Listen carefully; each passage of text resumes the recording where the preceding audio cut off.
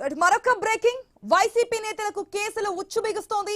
మాజీ మంత్రి కొడాలి నానిపై ప్రాసిక్యూషన్ కు ఏపీ ప్రభుత్వం అనుమతి ఇచ్చింది. 2021లో పంచాయతీ ఎన్నికల సమయంలో ఆయన చేసిన వ్యాఖ్యలపై కేసు నమోదైంది. చంద్రబాబుతో పాటు అప్పటి ఎస్ఈసీ నిమ్మగడ్డ రమేష్ ను కొడాలి నాని దూషించారని ఆరోపణలు వచ్చాయి.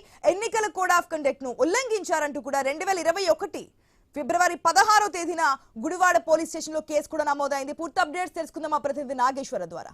Right, good morning Nageswararao. ఇప్పటికే వైఎస్ఆర్సీపీకి సంబంధించి మంత్రి పదవులకు చేసినటువంటి మాజీ మంత్రుల మీద కేసుల పరంపర నడవడము, అదేవిధంగా అరెస్టులు చేసిన సందర్భాలు కూడా మనం చూసాం. ఇప్పుడు కొడాలి నానికి సంబంధించి 2021లో అంటే అప్పుడు వైఎస్ఆర్సీపీ గవర్నమెంట్ ఉన్నప్పుడు ఆయన చేసినటువంటి కామెంట్స్ సంబంధించి ఈ రోజు కేసు నమోదైనట్టు తెలుస్తోంది.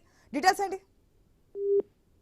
ఏదైతే ఆంధ్రప్రదేశ్ రాజకీయాల్లో మరో కీలక పరిణామం చోటు చేసుకుందని చెప్పొచ్చు. అయితే ఇప్పటికే పలువురు వైసీపీ నేతలపై అయితే ఏదైతే కేసులు నమోదవుతున్న సందర్భంలో చర్చనీయాంశంగా మారుతున్న వేళ ఇప్పుడు మాజీ మంత్రి కొడాలి నానిపై కూడా కేసులు వచ్చి మరింత బిగుస్తుందన్న రచ్చ రాజకీయ వర్గాల్లో వినిపిస్తుంది. అయితే 2021 పంచాయతీ ఎన్నికల సమయంలో అప్పటి రాష్ట్ర ఎన్నికల కమిషనర్ నిమ్మగడ్డ రమేష్ కుమార్ తో పాటు అలాగే ఏదైతే అప్పట్లో మాజీ ముఖ్యమంత్రిగా ఉన్న ప్రస్తుత ముఖ్యమంత్రి చంద్రబాబు నాయుడుపై అయితే ఈయన తీవ్రమైన వ్యాఖ్యలు చేసినట్టుగా కూడా తెలుస్తుంది. దీనికి సంబంధించి ఎన్నికల ప్రవర్తన నియమావళి ఉల్లంఘనకు సంబంధించిన ఆరోపణల నేపథ్యంలో ఈ కేసు నమోదైనట్టుగా తెలుస్తుంది. అయితే కొడాలి నానిపై ప్రాసిక్యూషన్ ఆంధ్రప్రదేశ్ ప్రభుత్వం అనుమతి ఇవ్వడం ఇప్పుడు ప్రాధాన్యత సంతరించుకున్న పరిస్థితి అయితే ఉంది. అయితే 2021 ఫిబ్రవరిలో పంచాయతీ ఎన్నికల సందర్భంగా గుడివాడలో నిర్వహించిన మీడియా సమావేశంలో అప్పటి రాష్ట్ర ఎన్నికల కమిషనర్ నిమ్మగడ్డ రమేష్ కుమార్ ను ఉద్దేశించి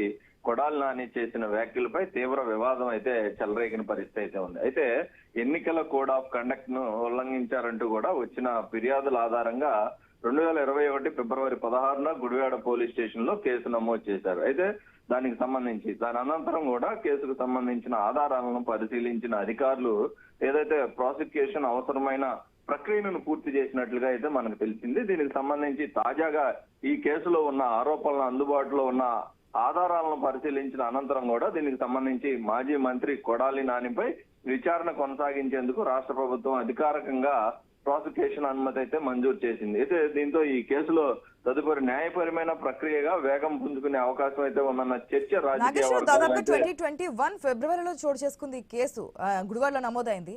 ఇప్పుడు 2026 దాదాపుగా 5 years అయింది. ఇప్పుడు మళ్ళీ దాన్ని తిరిగి తీసి దర్యాప్తు చేస్తున్నారు. వైసీపీ నాయకుల దగ్గర నుంచి వస్తున్నటువంటి ఆన్సర్ ఏంటి, రెస్పాన్స్ ఏంటి? దీనికి సంబంధించి కూటమి ప్రభుత్వం అధికారంలోకి వచ్చినప్పటి నుంచి కూడా ఏదైతే కూటమి ప్రభుత్వం వైసీపీ నేతలపై కక్ష సాధింపు చర్యలు చేపట్టింది.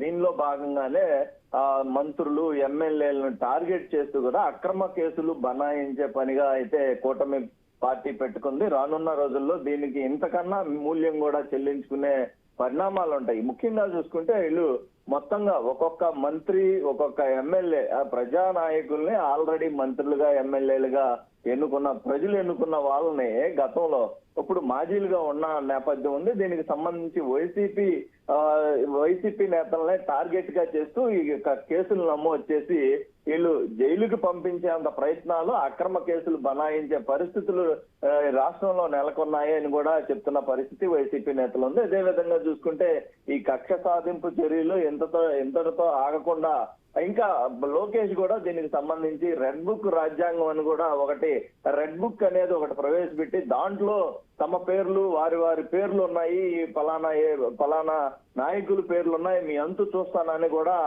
గతంలో ఆయన చేసిన వ్యాఖ్యలను కూడా గుర్తు చేస్తూ ఇది కావాలనే మా పేర్లను ఇరికించి కేసులు పెట్టి ఈ విధమైన ఇబ్బందులకు గురి చేస్తున్నారని కూడా వైసీపీ నేతలు చెప్తున్న పరిస్థితి. అంతేకాకుండా వైసీపీకి సంబంధించిన ఏదైతే మాజీ మంత్రులు, మాజీ ముఖ్యమంత్రి వీళ్ళకి సంబంధించిన పిఆర్ఓలు వీళ్ళ మీద కూడా కేసులు నమోదు చేస్తూ అక్రమ కేసులు పెడుతున్నారని కూడా ఆరోపిస్తున్న నేపథ్యం ఉంది. అయితే దీని అంతటికి సంబంధించి ప్రస్తుతం కొడాలి నానికి సంబంధించిన ఈ కేసు వ్యవహారంపై అయితే రాష్ట్రంలో పెద్ద చర్చనీయాంశంగా మారిన పరిస్థితి అయితే ఉంది. ఆశ. Right Nageswara, thanks for the update.